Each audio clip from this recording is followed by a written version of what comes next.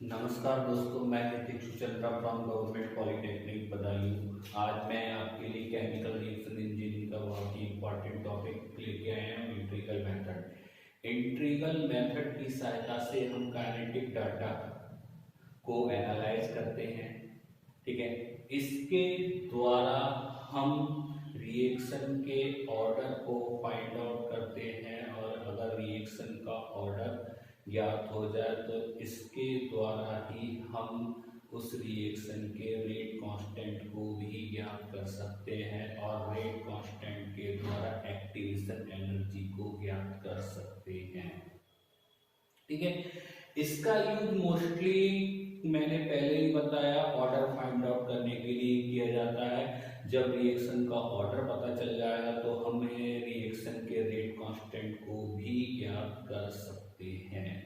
ठीक है, इस मेथड की कुछ जर्नल स्टेप्स हैं जिनके द्वारा या जिनको फॉलो करके हम रिएक्शन का ऑर्डर फाइंड आउट कर सकते हैं। इस मेथड को ट्रायल एंड एरर मेथड भी कहते हैं। ठीक है, अब इसकी जो जनरल स्टेप हैं वो जानते हैं। स्टेप 1, सबसे पहले स्टेप 1 में क्या होता है?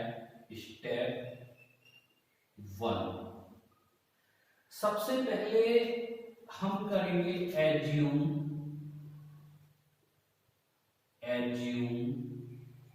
रेट एक्सप्रेशन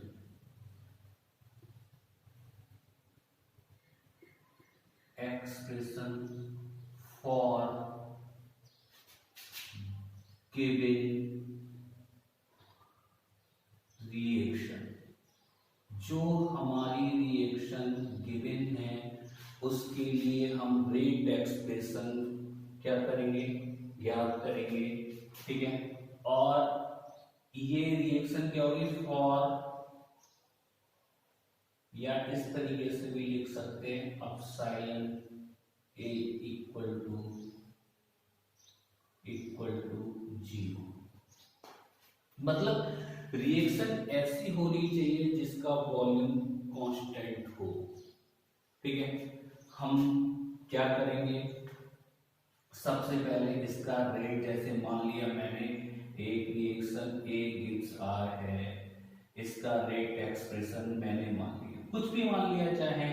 ठीक है, जैसे मैंने माना minus R A equal to minus D C A upon D T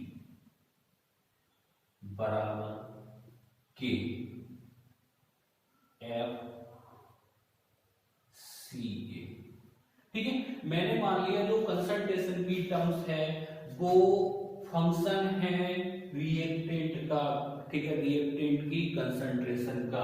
अब एफ सी ए की जगह हम ये भी मान सकते हैं कंसंट्रेशन सी ए की पावर 0, सी ए की पावर 1/2, सी ए की power half.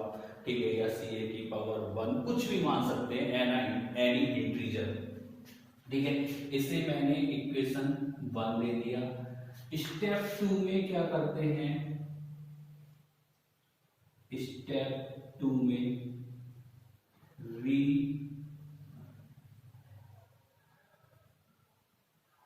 Arrange rate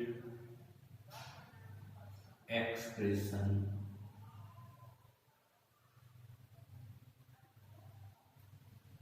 and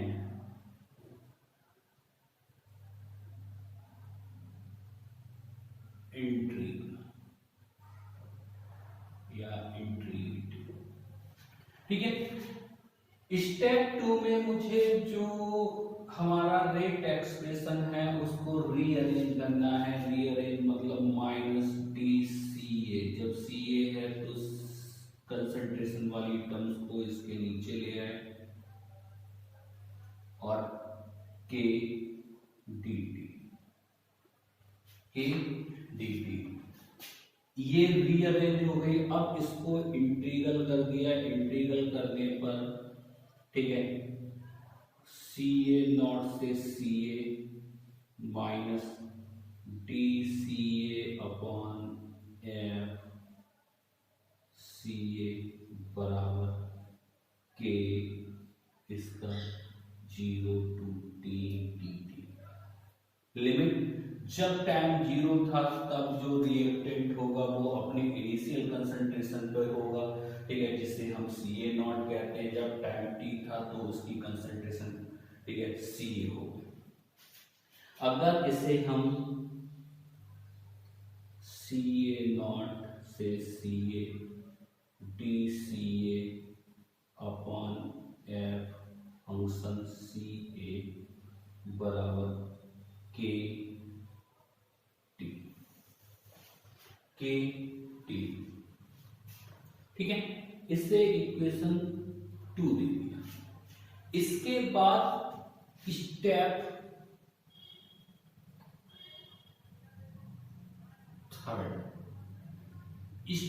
third में क्या करते हैं, जो हमारा काइनेटिक डाटा होता है, ठीक है, काइनेटिक डाटा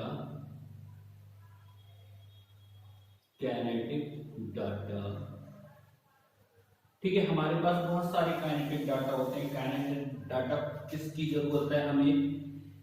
एक डाटा हमारे पास होता है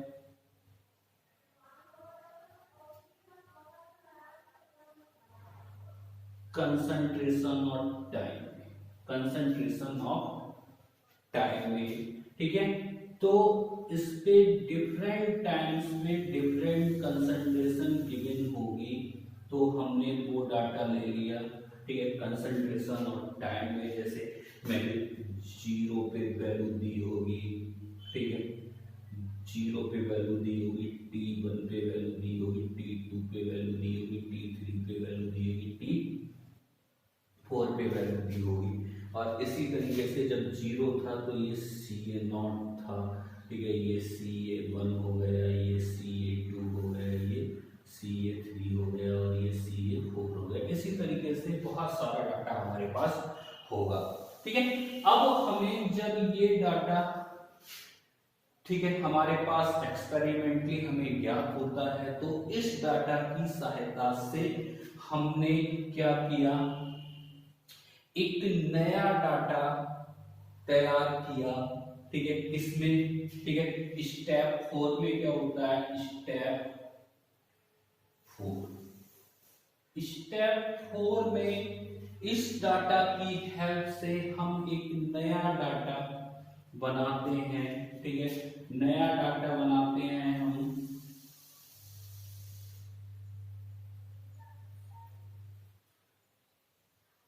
टी में, और इंटीग्रल CA0 से CA minus DCA upon F CA, ठीक है। जो इसमें, इस फंक्शन में और टी में एक नया डाटा हमने तैयार किया, ठीक है, जिसकी हर एक टाइम पे कुछ ना कुछ वैल्यू आएगी, ठीक है। अब इस डाटा की सहायता से हमने ग्राफ खींचा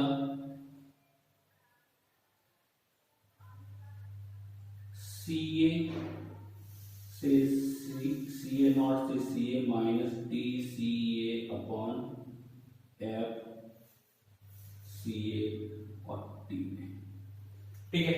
हमने स्टेप 3 में क्या किया, स्टेप 3 में जो काइनेटिक डाटा हमें एक्सपेरिमेंटली हमने निकाला था, किसमें, कंसंट्रेशन और टाइम में, उस डाटा की हेल्प से इक्वेशन 2 में प्रेजेंट, ठीक है, इस इंटीग्रल और टी की एक नई टेबल तैयार की, ठीक है, जिसमें कुछ ना कुछ वैल्यू आएगी। अब इस डाटा की सहायता से हमने ग्राफ खींचा, ठीक है, टी को एक्स अक्ष पे लिया और इस इंटीग्रल को वाई अक्ष पर लिया, ठीक है। इसका ग्राफ खींचने पर अगर हमें एक स्ट्रेट लाइन प्राप्त होती है, ठीक है, स्ट्रेट लाइन प्राप्त होती है, ठीक है, तो हमारा जो माना हुआ ऑर्डर है वो सही है, ठीक है। अगर स्ट्रेट लाइन प्राप्त हो रही है तो माना हुआ ऑर्डर सही है। ठीक है। अगर स्ट्रेट लाइन प्राप्त नहीं हो रही है तो हम क्या करेंगे, पुनः इस रिएक्शन का कोई दूसरा ऑर्डर मानेंगे और पूरे प्रोसेस को हम दोबारा से रिपीट करेंगे जब तक कि, ठीक है, इस फंक्शन और टाइम में खींचा हुआ ग्राफ में एक स्ट्रेट लाइन प्राप्त ना हो। ठीक है। अगर हमें इसमें इस इंटीग्रल और टी में ग्राफ खींचने पर स्ट्रेट लाइन प्राप्त होती है, ठीक है, तो हमारा ऑर्डर सही होता है और इस स्ट्रेट लाइन के स्लोप को ज्ञात करके हम रेट कांस्टेंट की वैल्यू ज्ञात कर सकते हैं और रेट कांस्टेंट की वैल्यू की सहायता से हम एक्टिवेशन एनर्जी को ज्ञात कर सकते हैं। एक बार दोबारा से मैं इस पूरी स्टेप्स को रिपीट करूंगा। सबसे पहले हम क्या करते हैं, जो हमारी रिएक्शन थी, गिवन रिएक्शन थी, उसका हमने रेट एक्सप्रेशन एज्यूम किया। रेट एक्सप्रेशन एज्यूम करने के लिए हमें कंसंट्रेशन की पावर एज्यूम करनी है। सबसे पहले अगर हम 0 मानना चाहें 0 मान लेंगे, 1 मानना चाहें 1 मान लेंगे, 2 मानना चाहें 2 मान लेंगे, 3 मानना चाहें, मतलब एनी इंटीजर हम मान सकते हैं। ठीक है। दूसरी बात में जो हमने, ठीक है, रेट एक्सप्रेशन माना है उसको रीअरेंज किया और इंटीग्रेटिंग किया। ठीक है, इंटीग्रेट किया, इंटीग्रेट करके हमने क्या किया, हमारे पास इक्वेशन 2 आई। ठीक है, एक ये फंक्शन आया, इसकी कुछ ना कुछ वैल्यू हो गई, ठीक है, CA की टर्म्स में और CA नॉट की टर्म्स में और RHS में T प्रेजेंट होगा। ठीक है। अब हमने स्टेप थर्ड में क्या किया, जो हमें एक्सपेरिमेंटली डाटा, ठीक है, प्राप्त होता है, ठीक है, उसका डाटा हमने एक डाटा ले लिया कंसंट्रेशन और टाइम में। ठीक है, कंसंट्रेशन और टाइम में डाटा हमारे पास गिवन होगा। उस डाटा की हेल्प से हमने, ठीक है, एक नया डाटा तैयार किया टी और इस इंटीग्रल में। ठीक है, नया डाटा तैयार कर लिया और इस डाटा के बीच में एक ग्राफ खींचा। ठीक है, डाटा के बीच में एक ग्राफ खींचा। अगर ग्राफ खींचने पर एक स्ट्रेट लाइन प्राप्त होती है तो हमारा माना हुआ ऑर्डर सही है। ठीक है, अगर एक स्ट्रेट लाइन प्राप्त नहीं होती है तो हमारा माना हुआ ऑर्डर गलत है। ठीक है, और पूरे प्रोसेस को दोबारा से रिपीट करना होगा।